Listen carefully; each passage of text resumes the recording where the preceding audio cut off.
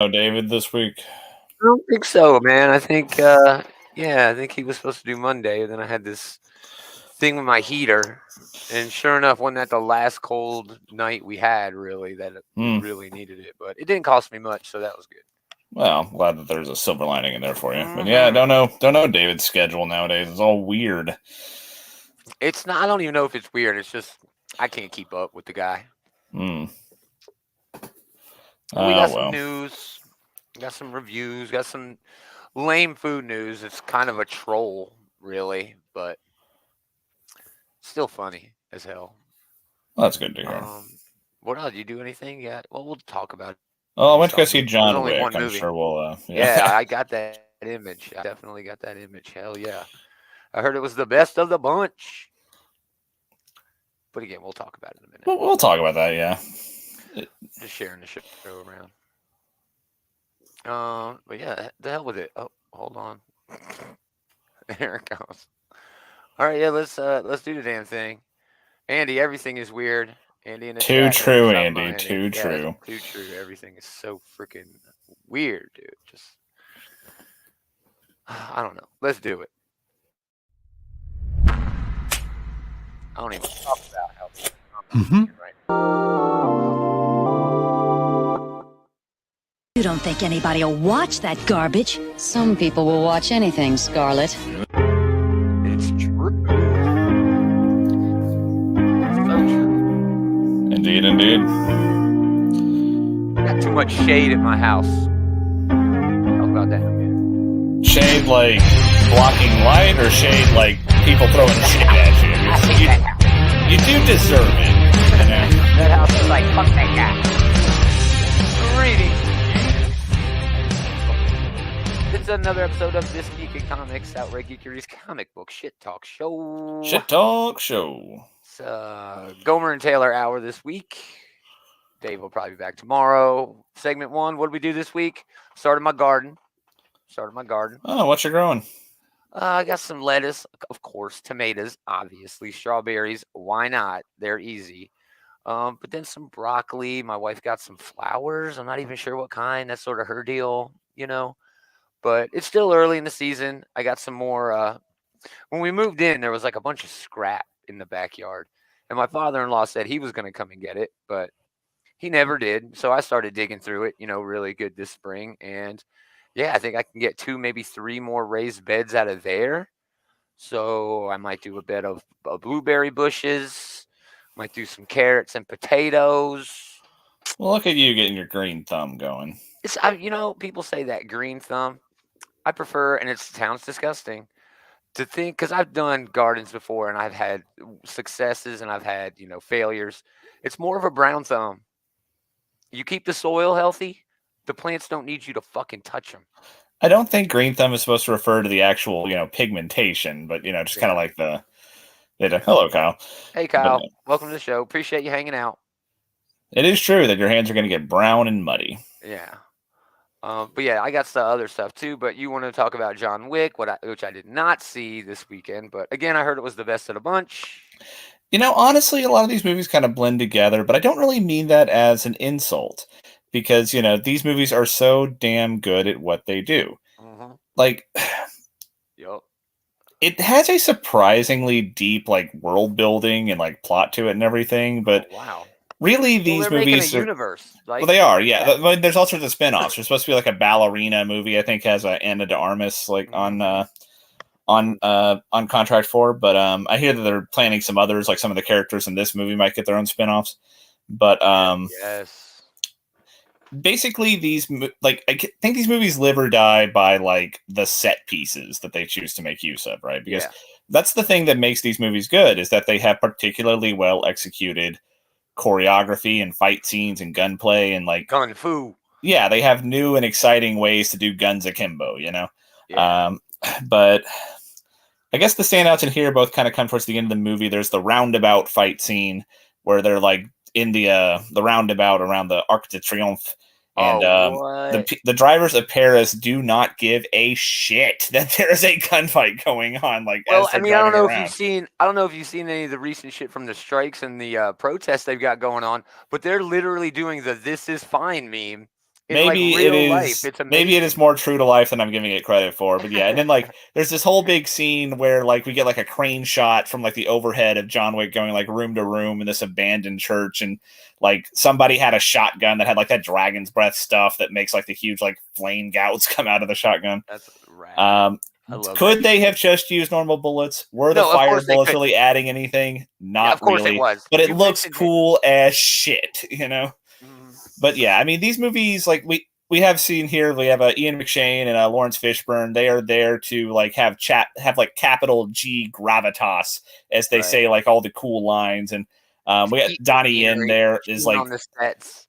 Yeah.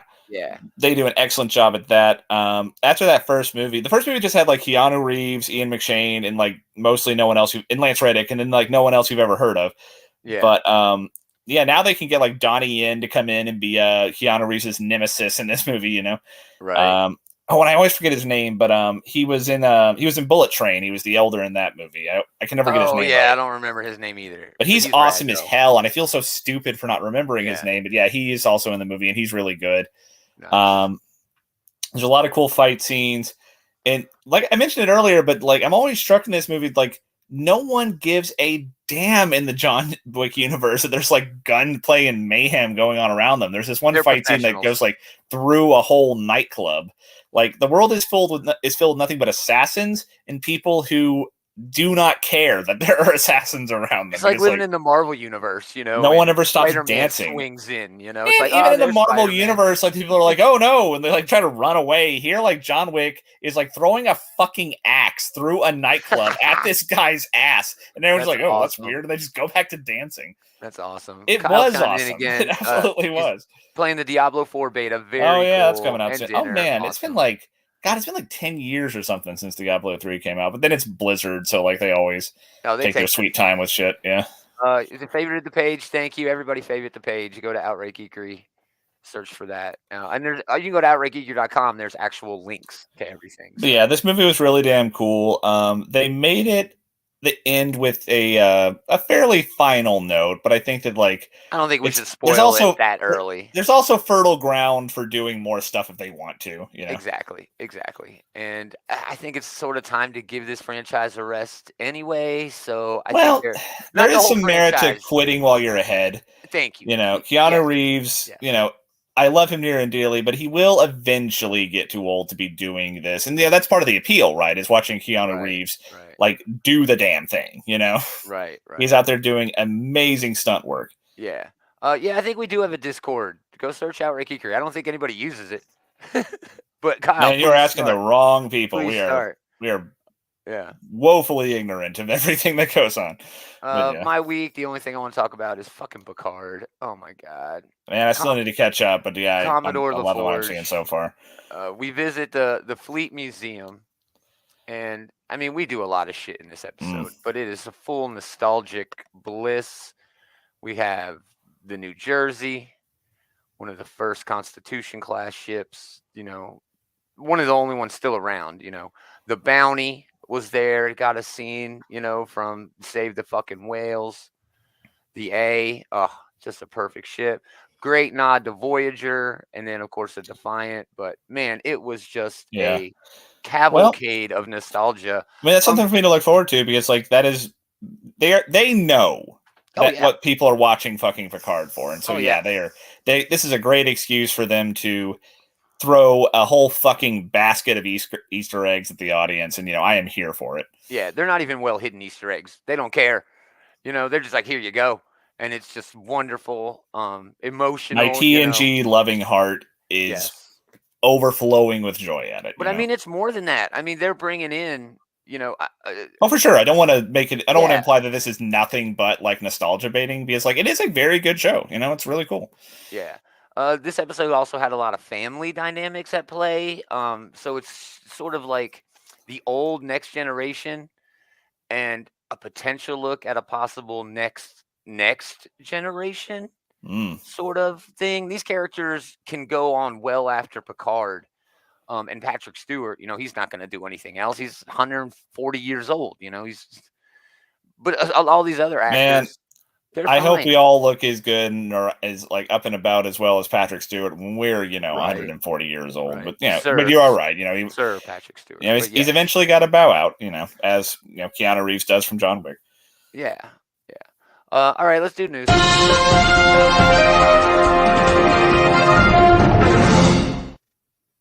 Very fun stuff in the news, but we're going to start off with something very terrible first.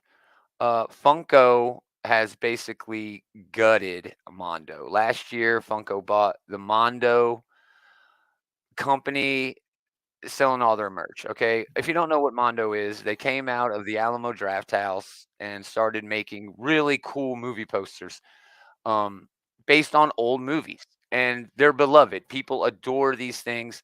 They also eventually added a record label where they were doing old movie soundtracks anew. And it was just like really, really cool. They also do a shit ton of very fun action figures. Alas, it appears that they may be no more. We talked in depth, about Funko's problems where they have too much stock and it was cheaper for them to go and throw it in a landfill than actually put it, try to sell it to retailers or store it. And it's a pain in the ass. It's so frustrating. It's such a disturbing sentence that they destroyed $30 million worth of product to save money. They also laid off 10% of their workforce. I'm a miss Mondo, dude. They did some really fun stuff. And we'll just have to wait and see what happens to Funko. I don't think the Beanie Baby comparisons are fair, right? People were collecting Beanie Babies just because they thought there was going to be a profit. They were going to invest and profit off of collecting those. Funko doesn't seem the same to me. Funko seemed like I like something. I want to collect it. They're not going to make freaking What We Do in the Shadows action figures. You know what I mean? So if you can get a little piece of memorabilia about your favorite thing, about the franchise, the pieces of media, the other pieces of media that you like, why would you not, try to sell that thing? And I think they did a really, really good job of that for a really long time, but it looks like the party might be over. I know you fell off for about all of that, Taylor, but any thoughts on Funko and them seemingly just going by the wayside now, just falling away? I'll miss them when they're gone, but I guess nothing lasts forever, right? Right. And it does seem like they kind of just overextended when they started making like C tier characters from like WB shows, Mm-hmm. Yeah, they're just I don't know. It's hard. Is there a market for that? Is there not? I don't know. Anyway, moving on. We did get the solicit for Ultimate Invasion, Jonathan Hickman's return to Marvel after like 18 months. Really cool. Nice cover there. The Illuminati getting back together with a couple of new additions, Miles Morales and Reed Richards of the Ultimate Universe. But it looks like all of the ultimate characters, whatever, the Avengers, are also going to be back. I don't have no idea what's going to go on in here. Bunch of really cool variant covers starring Miles, but also this really cool one with the Illuminati on there. Really glad to see Black Bolt back. But this is why this is news this week. This book is 56 pages and $9. $9. Oh, you're cutting out again. That sucks because I know you really wanted to talk about this bullshit. Anyway, I'll read the solicit. The Illuminati must form once again to stop the Maker, that's the Ultimate Universe Reed Richards, from his plans to destroy or perhaps rebuild the universe, with Miles Morales at the center of it all. Brian's work on the Ultimates helped redefine superhero comics for the 2000s. Wait until you see what he and Jonathan have in store for this decade, including new data pages by Jonathan Hickman, plus exclusive behind-the-scenes material on world building that has gone into this project. I don't know what this book is going to be, okay? Because they're not just soliciting. We're telling a story. hear what they said. Plus, exclusive behind-the-scenes material on the world building that has gone into this project. That to me seems like this is going to be sort of like a textbook, sort of a writer's diary. Yeah, that's a steal. It might be. It might be Kyle in the chat saying that's a steal. $9, 56 pages. If it's 56 pages of comic book storytelling content. But again, I'm not sure that that's all this is going to be. It looks like it's going to be something else as well. And that's a lot. That's a big ask. I think Marvel is trying to make this, their biggest seller of the year. Why wouldn't they want to do that if it's in the cards? So why not, throw a bunch of extra pages on it, throw an extra few dollars on there, and just let everybody, go to work on it. We'll see what happens. Again, that's coming out in June, I think. What month are we in? Yeah, June.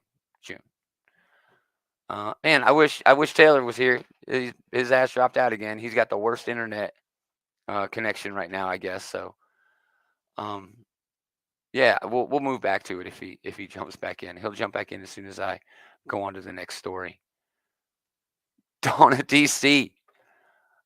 WonderCon is happening as we speak. It's actually wrapping up right now, but WonderCon means con season is fully in swing because we had publishers there talking about news, telling us what we want to hear, all kinds of stuff in the pipeline, including Wonder Woman, Batman Brave and the Bold. All right, here's Taylor back. All right. Man, you have the worst internet today, bro.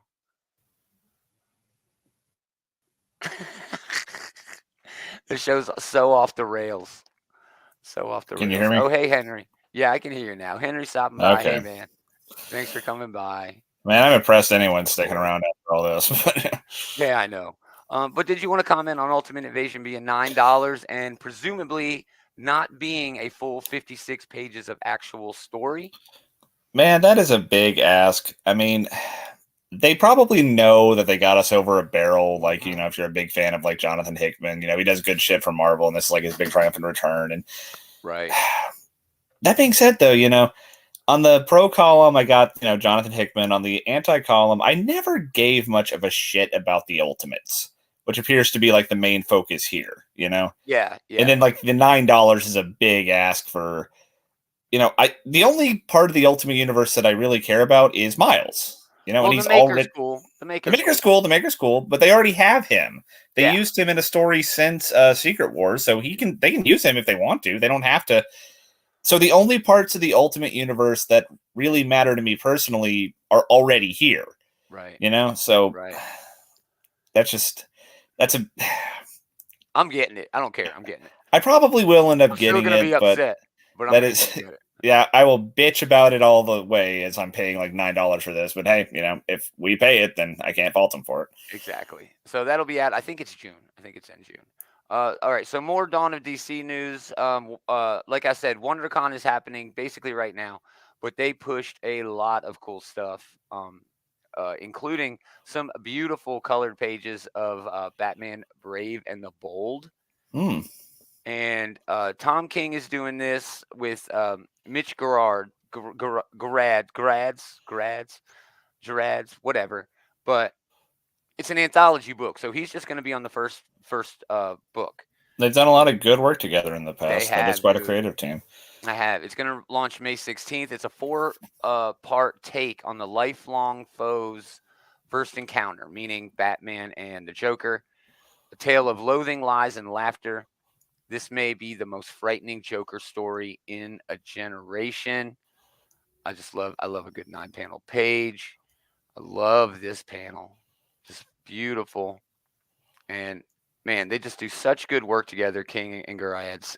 Or Gerads. I don't know. Love this one. Batman just fucker. Just kicking it. Fucking like stomp kicking this asshole. Yeah. Curb stomping him. But we also got to look at the colored artwork for Wonder Woman #1. I haven't been this excited about a Wonder Woman book probably since the New 52. Tom King and Daniel Sampere. Oh no, pardon me. Yeah, I don't have the. I must have gotten the wrong information for this. Anyway, here's Wonder Woman number Gomer, 1. we can't both It be is- dropping the ball tonight. It Come is on. Tom King, and I think it is Sam Pierre on this. I think, yeah, I mean, that is just beautiful fucking work. Basically, there is a bunch of people who are the Amazon Extradition Entity, or AXE. It's a task force set to find Amazonians, but somebody is murdering people and blaming it on Amazonians. So it sort of starts this whole big thing, and that's where we're at right now. But I'm sorry, these pages are just gorgeous. Yeah, this will be a big art book, if nothing else. That does look absolutely stunning. Yeah, and I love a good Wonder Woman book. My problem is there just aren't enough of them. You know, you can always find good Wonder Woman books, but they rarely come out when you want them to. You know what I mean? Yeah, I suppose. I mean, compared to a lot of other big name characters, I can't name too many like iconic Wonder Woman runs. You know, Exactly, man. Exactly. Anyway, that'll come out in May as well. Moving on, last bit of news. Godzilla is coming back to IDW. Finally, new Godzilla stuff at IDW. They've basically just been doing reprints for, I don't know, the past year or more. But we're getting a new story. It's Frank Thierry. It's Inaki Miranda. They were on the Old Lady Harley book, which was actually quite good. And this is a really weird premise for this story. 16th century sailors reason with fear of the unknown. In the 1500s, before humanity had successfully traveled the entire globe, it was believed that monsters ruled the oceans. Here there be dragons was written on maps to denote areas you shouldn't go. Sir Francis Drake circumnavigated the seas, visited foreign lands, collecting treasure. At least that's what history tells us. The truth is, tremendous beasts did lurk yonder, dwelling on an island that doesn't appear on any map, even to this day. And among those monsters was the king of them all, Godzilla. That's weird, dude. I know Godzilla lore has definitely changed over the years. You know, he was originally like the product of nuclear bomb testing and things like that, and he was like had this socially relevant genesis to his story.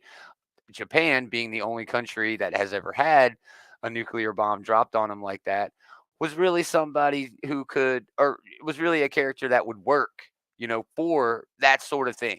You know what I mean? But now it looks like, I don't know, this motherfucker time traveling or something. The art looks great. This looks just wonderful. Yeah, I'm really excited about this. I love a good Godzilla story, but I'm not sure that bringing pirates into it is the way we should be going with Godzilla. Just saying. But I don't know. I'm definitely going to be picking it up and giving it a shot. Taylor, again, has the worst internet on the planet. I don't know how I can live literally in the middle of freaking nowhere and be stable. He's borrowing Wi-Fi from the pizza place next door. That's got to be what it is.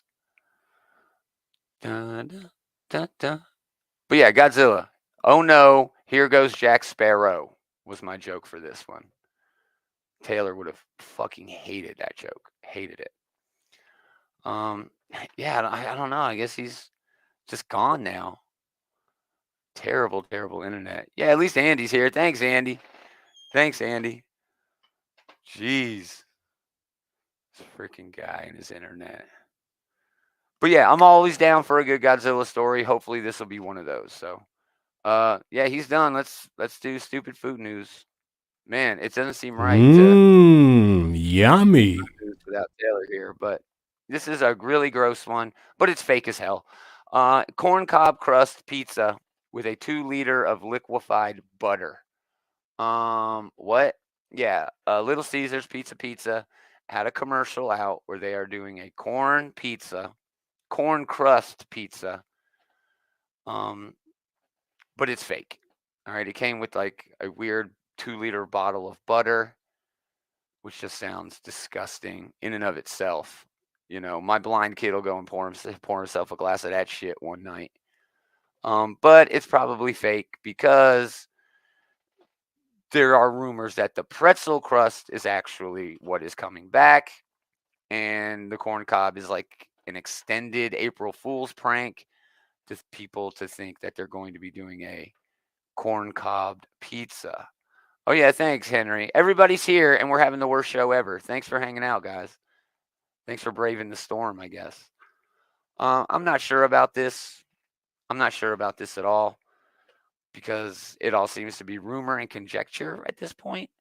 But there's no way they're doing a corn cob pizza. Okay, there's no way that's happening. But hey, I'll try it. If they do a corn cob pizza, I will definitely try it. But that pretzel crust is actually pretty fucking good. Man, this sucks. Hey, thanks, Kyle. Thanks for stopping by. Thanks for trying to make it. Yeah, Henry, I'd probably eat it. I'd give it a try. I'd at least stop by and grab one. And that's the thing. Everybody would. Everybody would. Yeah. Damn. Well, that sucks. All right. Well, I guess we can do top 3, and we'll just run through it real quick.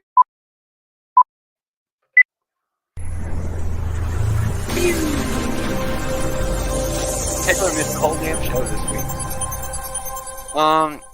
And it's so poetic that Henry is here. My honorable mention this week is Exo Man of War Unconquered #1. Valiant is his favorite publisher. They only publish one damn book a month. So if you're going to only publish one book a month, that book better be awesome.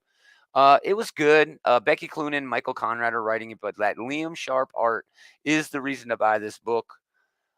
It's kind of an average sci-fi, opera sort of story, but man, Liam Sharp's pencils on this are so good, so tight, so, may I say, sharp, that it's impossible to not look away from this book. It was beautifully done, and yeah, it was beautifully done. But my number 3 book of the week was Superman #2. Kind of on twist here. It's Joshua Williamson and Jamal Campbell. Parasite, the infamous Superman villain, usually when that's his thing, he sucks power from people and things, apparently. Superman is a hell of a target for that because he's got so much power. But in this case, there are clones of Parasite that have been genetically manipulated to not grow when they absorb power. They multiply. So it's kind of like a parasite freaking zombie invasion, dude. All of Metropolis has been walled off by the super family using their ice breath to build these big walls of ice. They've evacuated most of the people from the city, and just really well done. Joshua Williamson is playing a long game here, and you can tell. The stuff he's dealing with Lex Luthor still in prison, but still trying to guide Superman, saying, no, you need to do better. You need to do this differently. But it still really feels like Lex Luthor is pulling all of those strings, So great job by Joshua Williamson on this. That's my number 3 book. Taylor is still not back.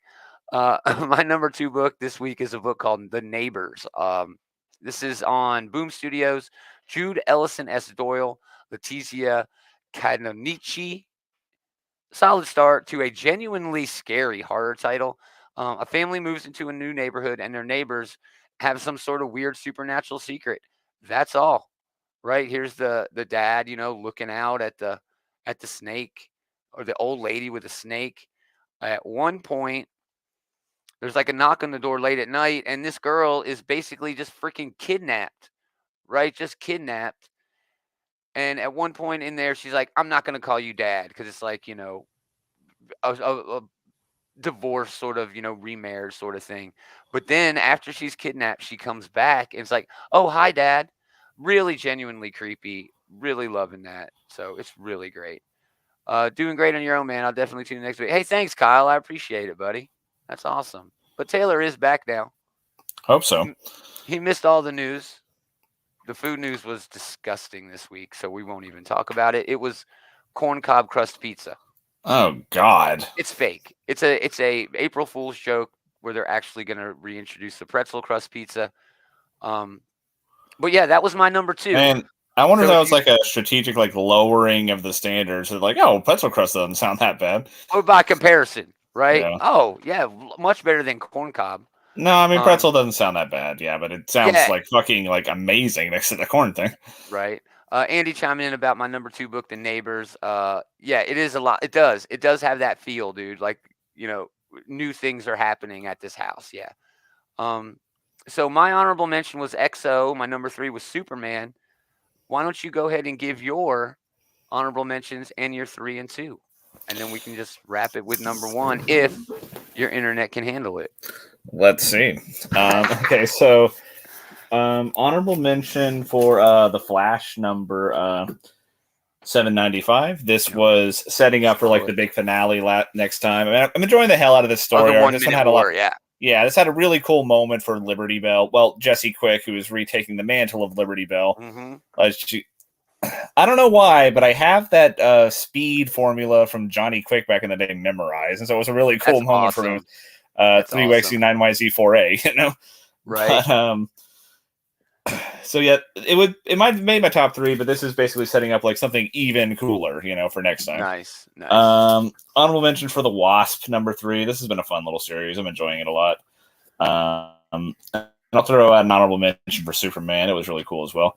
The main thing that bothered me about Superman is number like 3 book this week. It was great. This random woman shows up and just starts shooting at Superman, and it's like annoyingly cryptic about like who she is, and so like that was. But I enjoyed it a lot overall. This whole thing with like the city of parasites, like the infection of parasite, that is rad as hell. That is a cool shot right there. Yeah, I really like that a lot. So yeah, and then like the parasited Daily Planet staff, that was really cool. Yeah. It's like a zombie story my number, almost. Yeah. But my number 3 is going to be Punisher, number 10. Nice. I continue to enjoy the way that this like splits time between like Punisher like becoming this like dark god. He's like going around in this issue, and like we're kind of seeing like the tail end of him like taking down a sex trafficker, and he like destroys an entire country basically. Yeah, he's walking on water, and there's like the plane scene where you can see him like flying through the air.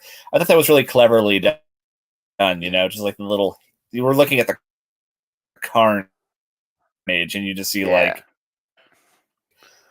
the Punisher just like barely part of the page, you know, as he's like leaving. Right. Hey Jeff. Behind Jeff, thanks for stopping by. Yeah, the Wasp series has been a lot of fun. Work. Especially spinning out of the Ant-Man series by Ewing before that. Yeah, really, it was really good. Really cool on the art front. And I really looks like we're losing him again.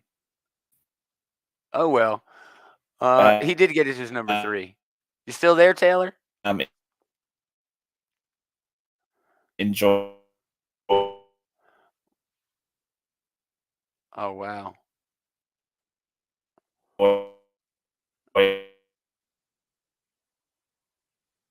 Man, how do you have internet that bad? What year is it? Is it 1992? Anyway, yeah, Taylor will be back in. If he does, we'll let him chime in with what he's reading. But my number 1 this week was a shocker for me. Tom Taylor and Ivan Rice, Batman One Bad Day, Ra's al Ghul. A brilliant one-shot where Ra's is murdering high-profile business leaders in an attempt to save the world from, you guessed it, capitalism. Yeah, technology, everyone. Thanks, Andy. No shit. Technology. What the hell? What the hell? How you even streaming? How you streaming Mandalorian? That's why he didn't watch Picard. His internet doesn't handle that shit. But Roz wakes up in the first few pages from a Lazarus pit, of course. Just beautiful art, dude. And Tom Taylor just knows how to write a story. But Batman going and investigating, killing Batman, emotional shit from Damian. This was almost like melodramatic. You know what I mean? In such a way where you can't help but just be like, oh, wow. You're just so into it. But really, this is an art book, dude. This is Roz just doing exactly what he wants.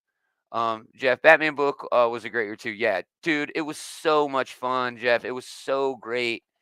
I really love the art. I love the tone that they were taking with the story, where Roz is trying to be like almost like a Poison Ivy kind of character, going out and seeking social justice on his own terms by murdering like 27 different high-profile business leaders, so that because they're doing terrible, dastardly things that are hurting the world.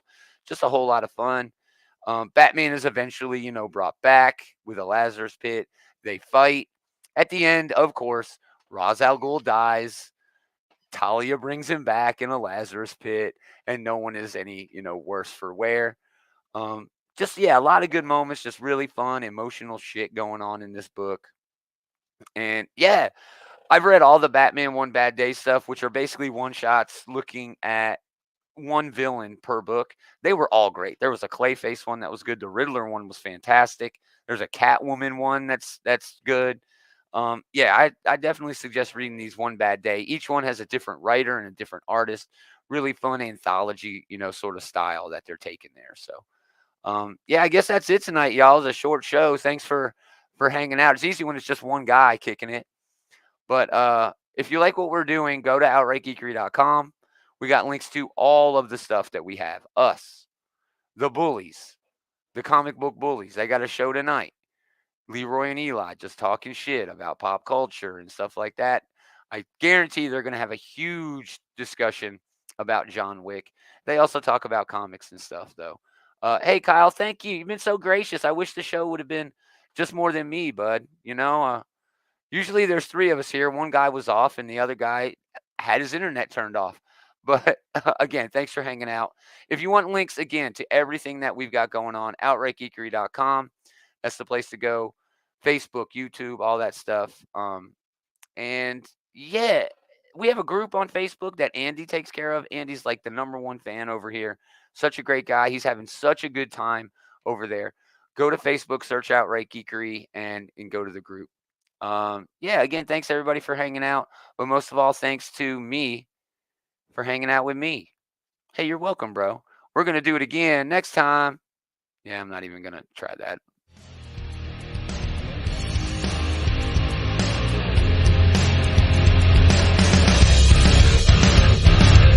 Never seen a show go this